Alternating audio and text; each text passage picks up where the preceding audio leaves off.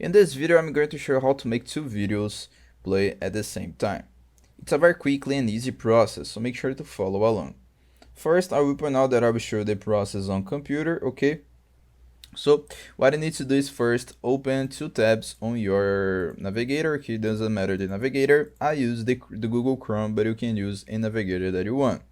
So open the two videos, then you need to drag to the tab right here, your mouse, select with the left button and drag to the edge of your screen. Okay, so drag right here to the edge of your screen. Then you just need to click on the other video, on the other tab. Then you will can play two videos at the same time. Okay, if I play these videos, you'll see that I can play these two videos at the same time. You can also just drag right here the tab and put like this way.